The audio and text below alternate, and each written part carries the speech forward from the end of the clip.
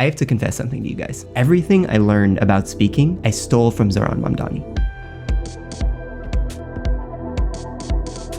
Because even if you're not a fan of his politics, I think you have to admit, the guy's got rizz. And given that the last couple of my videos have been on the sloppiest, most manipulative public speakers, I wanted to go in the opposite direction and talk about somebody who's legitimately a role model. So in this video, I want to talk about how Zohran uses words, how those words move a listener, and how we can use those same techniques to speak with confidence and charisma. But what he's doing is subtle, so you gotta pay close attention. Ready?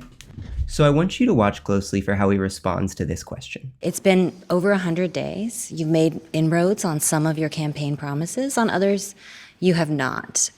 What would you give yourself as a grade? Okay, pause. What would you give yourself as a grade? How would you answer that question? I'm gonna show you a clip of the president answering the same question. Trigger warning, you are gonna hear his voice. I do want to talk about the economy, sir, here at home. And I wonder what grade you would give A+. your economy. A+. Yeah, A++++++.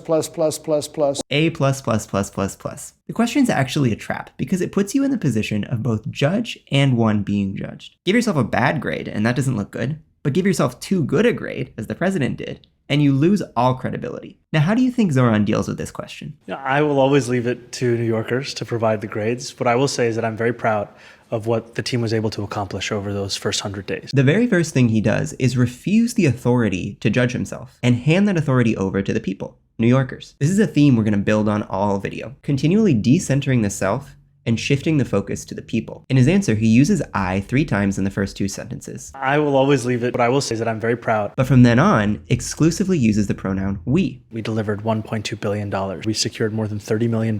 We were able to secure nearly $100,000 a day. We showed that government can do all of these big transformative things. So you can see how Zohran Mamdani is telling a different kind of story. The main character of this story isn't me.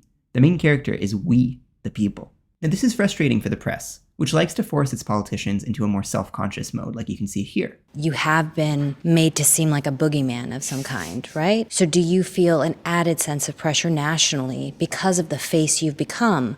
Ball's in your court, Zohran. Are you the boogeyman? What should we think about when we think about you? I'll be honest with you, I don't let myself think too much about what Republicans seek to portray me as. I think about the fact that the power of an ideology is judged in the worth of its delivery. Okay, so he won't grade himself. He won't call himself the boogeyman. All he wants to do is talk about us and how he's helping us. All kidding aside, that's good communication. When our identity gets threatened, it is so tempting to answer at the level of identity, to say, I'm not what you accuse me of being. And yet it is so much more effective to answer at the level of delivery, to say, here are the results. Think of me what you will. At a time when Congress's efficiency is at an all-time low, when we have an administration whose most appealing promises like subsidized IVF have not been delivered on at all, I feel reassured when a public figure is less interested in their persona than they are in their performance. People feel that you care. And I think you can say what you will about Zohran, but he cares. So how does he show you that he cares? The answer's in this clip. When will New Yorkers start to feel that promise of affordability?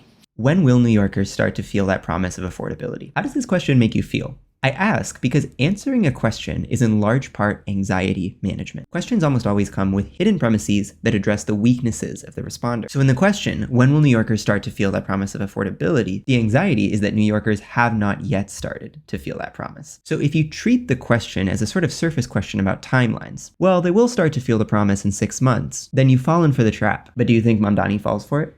I think there are many who are feeling it already. I think there are many who are feeling it already. This answer sidesteps the surface question and goes directly to the hidden premise, to reassure the anxiety expressed in it. New Yorkers are not yet feeling the promise of affordability. They are already. So what can we learn from this? When you're asked a question, listen carefully for the hidden anxiety expressed in it. Suppose someone asked you, when's your little project going to be successful? You could answer with, oh, I don't know, maybe in a couple years. Or you could say, in many ways, it's successful already. So if you add up all that Zohran's doing, the decentering the self, emphasizing delivery, and reassuring anxieties and hidden premises, they help explain why Mamdani is so persuasive while also helping us use the same tools to help persuade others. As some of the most vocal people in America include Andrew Tate, Clavicular, Nick Fuentes, and many of the people I profiled on my channel, it means a lot to me to see a person like Zohran model a completely different type of masculinity. So I'll admit it, I've been stealing Zohran's rizz, and you could steal Zohran's rizz too. That's it for this video. You can find more of me on Substack, link in the description. And drop a comment to let me know what you'd like to see me explore next. I'm loving how this channel is emerging out of the relationship between you guys and myself. Be well.